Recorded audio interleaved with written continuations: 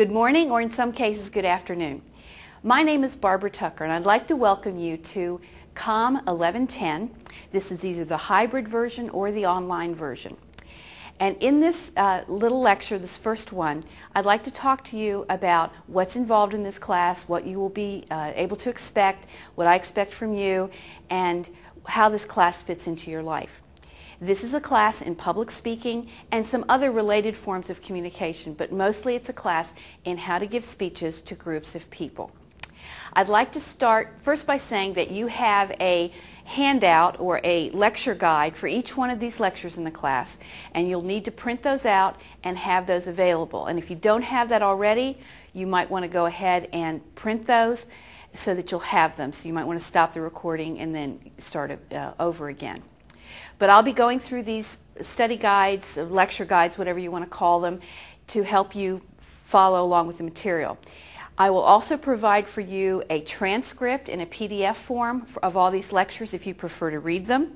And I also have PowerPoints that if you miss something, you can go back and refer to the PowerPoints that are relatively the same structure. So that's how you can learn this material. And we're going to talk a little bit about learning to learn and your own style in this class. First, a little bit about me. As I said, my name is Barbara Tucker. I'm an Associate Professor of Communication here at Dalton State College. I've been here since 2004, but that was not the beginning of my teaching career. I've been teaching since 1978, and I have taught at a private college, community college, technical college, university, and four-year college. I'm currently a doctoral student at the University of Georgia in the EDD program, where I'm learning a lot about how adults learn and how to lead adult learning. So it's very exciting, and I hope to incorporate some of that into this class and the teaching of it and the materials. I'm originally from Maryland, but I've lived in this area for 30-some years. And I live in Ringgold, Georgia, and I have a husband and a son who's in his early 20s, a college graduate, and I also have two rescue dogs who seem to control my life right now. And I like to garden, and in my other life, I'm a novelist, and I would encourage you to look to my novels. You might enjoy those. Mostly what I teach here at Dalton State is communication, but I also teach English and humanities and business writing and business communication at times as well. So that's a little bit about me. Let's go on to the next part of the study guide, and that is to discuss the goals of this course.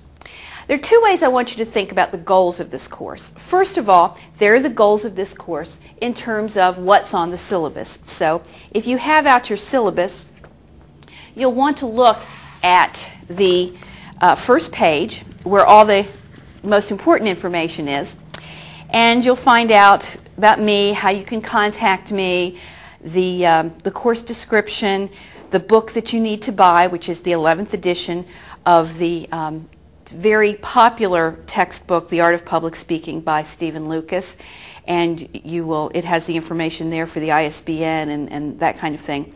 But then the next thing on the syllabus is the student learning outcomes. This is what I'm held accountable to as your instructor to teach you, and you can see what that says. The students will exhibit expertise necessary to research, organize, and present an oral report or speech, which is pretty much the main core of what we do in here. We talk about research, we talk about ideas, we talk about organizing those ideas, and then how you can best present them to different groups of people. Then the second one, students will analyze, evaluate, and provide convincing reasons in support of conclusions and arguments. The third, students will use technology, like we're using now, and gather data to conduct research from various sources, including electronic media, and demonstrate an understanding of plagiarism by acknowledging and citing informational sources correctly. And we take plagiarism and using your sources very seriously. I will require you to use Turnitin.com or some other mechanism that will go through your outlines that you give me and will check to see if you have borrowed your sources correctly, or if you haven't borrowed too many of them. And then the last student learning outcome to which I am responsible, and I have to give a report at the end of the year, end of the semester for all of these about how you did. Students will demonstrate an ability to evaluate observations, inferences, and relationships in works under investigation. And the way we do that is that you're required to write a short paper, very short, analyzing one of your classmates' speeches, so that we can see your learning listening skills and critical thinking skills. So those are the core student learning outcomes for the class. But to be perfectly honest, as you can tell, I've been teaching this class a long time, well over 30 years. And so I have some other outcomes that I like to consider the informal or the incidental or the value added, the extra ones that I hope you will get out of this class. And you can see some of those listed on your lecture guide. The first one is about learning to learn and metacognition. And as I already said, my doctoral study right now is on this subject, how adults learn. Now there's a lot of things we don't know, but there are some things we do know about adult learning, and I'd like to mention what some of those are. The first is that adults, and that is usually people in their 20s and up, learn differently from children. The way you learn as children is not, as a child, is not going to be the same way that you learn as an adult learner. For one thing, it's much more self-directed for adults. You learn less by repetition than you do by reflection, thinking about it, processing, writing about it. That's why we ask you to do these things in college. We also have learned that adult learners learn best when they set goals for themselves and are able to sort of evaluate whether they have met those goals. And I will be asking you to do that at various times. Another aspect is that learning, and this is my terminology, but I think it's valid, that learning is not a zero-sum game. A lot of people think of learning as my head, my brain, is only capable of X amount of knowledge. And if I put in speech, that won't leave time for my biology class. If I learn a lot here, I can't learn anymore. I have to forget something else. And that's simply not true. What we know is that intelligence is malleable, and that's a fancy word for saying it's flexible and it grows. When you learn, and when you learn well, deeply, you create more brain cells and more synapses and connections in your brain. So it's not a zero-sum game where I've only got so much space in my brain and I've got to throw something out. It doesn't work that way. You are assimilating the knowledge. You are not just accumulating the knowledge. So the fourth thing is that adults learn a lot informally and incidentally. They learn things as they pick up as they go, and they maybe didn't expect to learn it, but after the fact they realize that they have. And I think you'll find that to be the case in this class. So not only do I want you to get the student learning outcomes from the syllabus, I also want you to learn about yourself as a learner and learn more about the process of adult learning. Consequently, you'll learn more about yourself from some of the reflection we'll be doing and some of the inventories and exercises. Subpoint D says you'll learn how to work in groups, and I put a lot of emphasis in this class, even in the online and hybrid versions as much as I can, with you working with other people, because group communication is really, in many cases, the jobs you'll be doing is as important as public speaking. As much as I love public speaking, most of the communication you'll be doing is one-on-one and in groups, teams. And so I want you to start thinking as an adult learner about the prospect of working in groups and what that means, how do you get along with people, but not just getting along, how do you actually accomplish things with people in groups. And then the last student learning outcome that I hope you achieve, and this will be up to you of course, is that you change your view of yourself as a communicator. First of all, that you can become a better communicator, that you don't just say, well, this is how I am, but that you learn, that you start to like public speaking, that you start to look for ways and opportunities to speak publicly so that you can increase your skills and give the message out that you want to. So those are the goals that I have for the course and that I hope you will think about and set for yourself as we go through. The third section of the lecture guide talks about some promises and warnings. And that's sort of a shorthand for what I want to do and what I would like to expect from you.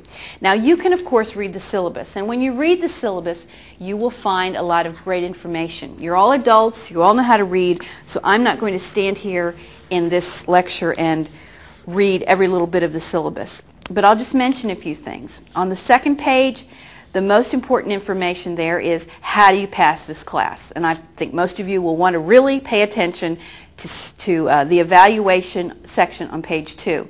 And it will tell you that there are 1,000 points or however many it says, and you want to achieve as many points through the various assignments as you can.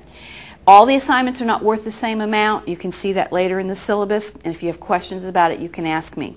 But you want to achieve as many points as possible based on the school's grading scale.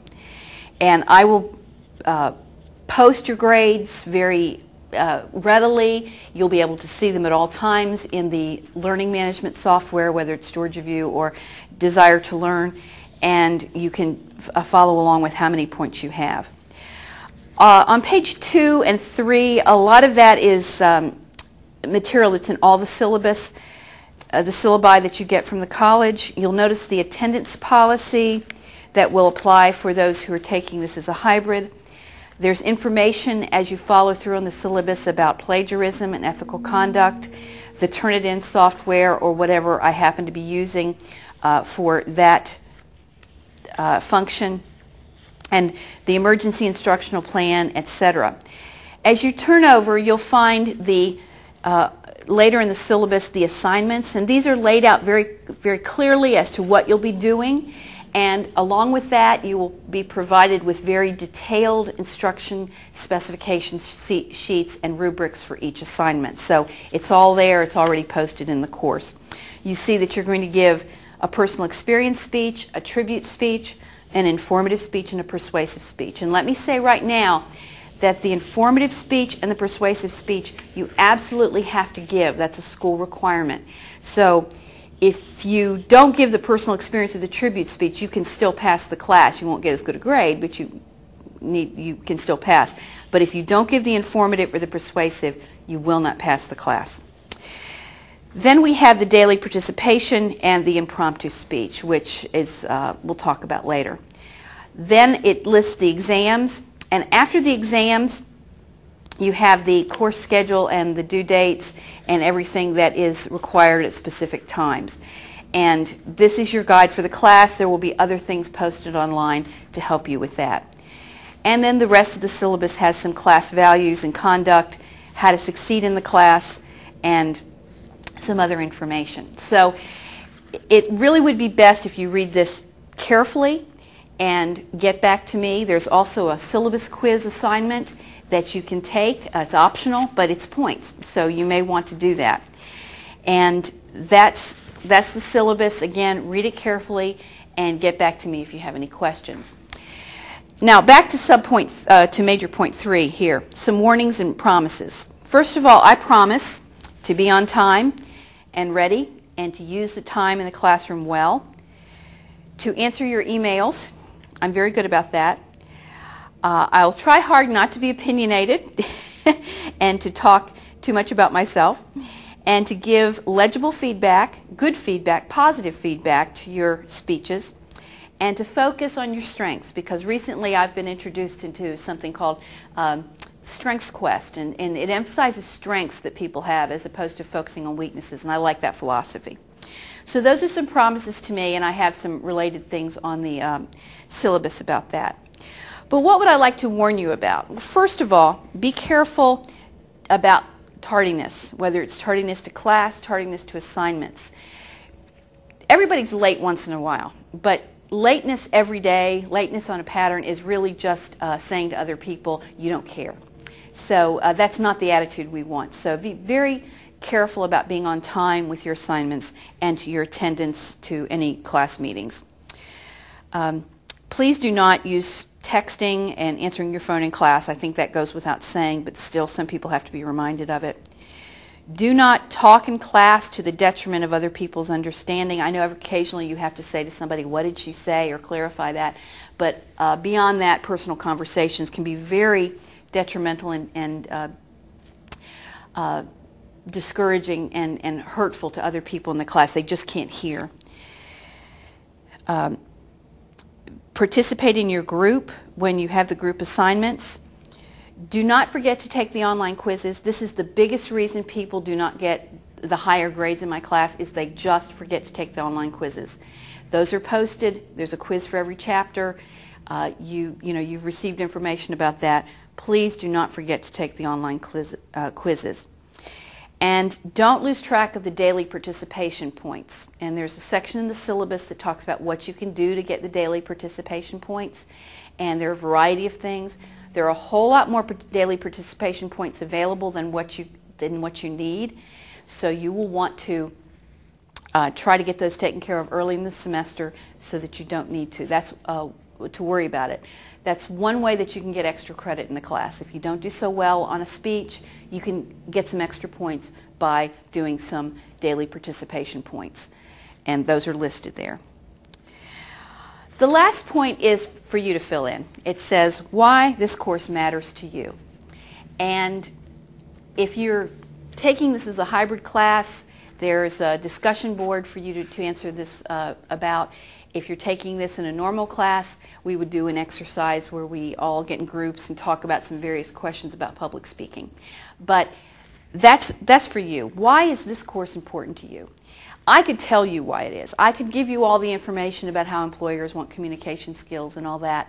But I believe it would be better if you figured out for yourself why this class is in your curriculum, why it's important to you as a person pursuing higher education, as a person who wants to improve himself or herself. Why is being able to articulate and plan speeches in front of groups of people, why is that important to you? And you may not think it is now, but I hope by the end of the semester you will see how very, very important it is for your life and your career. Thank you.